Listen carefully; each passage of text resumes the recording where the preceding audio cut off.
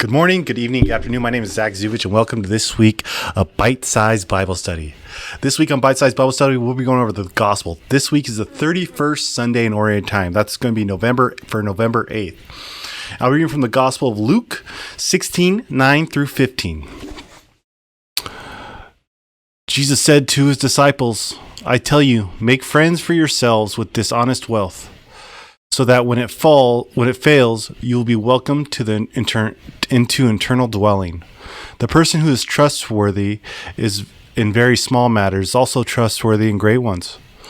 And a person who is dishonest in very small natures is also dishonest in great ones. If you are not trustworthy, what belongs to another, who will give you what is yours? No servant can serve two masters. He will either hate one and love the other, or be devoted to one and despise the other. You cannot serve God and anyone else." The Pharisees who loved money heard all these things and sneered at him and said to them, "You justify yourselves in the sight of others, but God knows your hearts. For what is human esteem is an abomination in the sight of God." Whoa. What does that mean? I want to talk about just a little part of it where if you're the person who is trustworthy in small matters is trustworthy in great ones. And the person who's not trustworthy is not trustworthy in great ones. Or dishonest. Sorry. Reputations go with you a long way. If you're known as a liar, then you'll always be known as a liar. Not saying it won't, not always, sorry. If you are lying about very small things, no one's gonna be able to trust you when the big thing does come. When the thing you need to be heard on the most. There's this, I'll talk about the situation when I was in high school. There was this kid in my high school, I'm not going to say any names, but he was a new kid. He came in as a junior in high school. So we already had kind of a tight group friends. We didn't not talk to the kid, but when it came time to, when we did talk to him, everything came out was very embellished or very just not honest, and it's tough to be friends with someone who isn't honest from the get-go.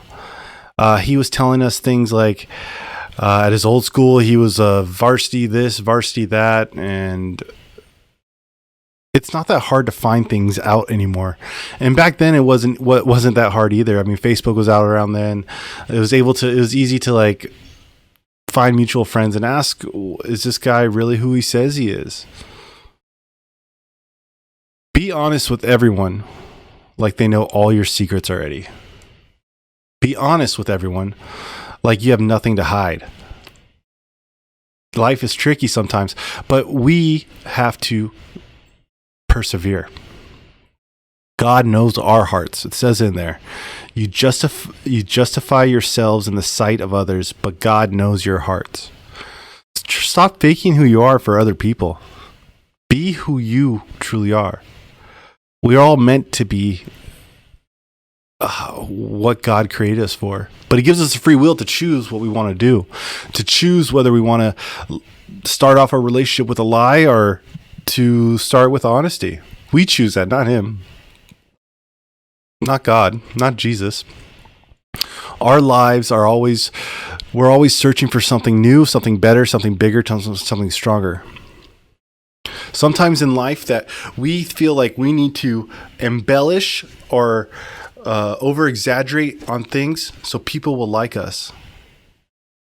But that's not the point of life. That's not the point of everything. You are loved. You are wanted and you are desired by Christ. And that's the most important person. Be honest with yourself, because if you're not honest with yourself, you can't be honest with Christ.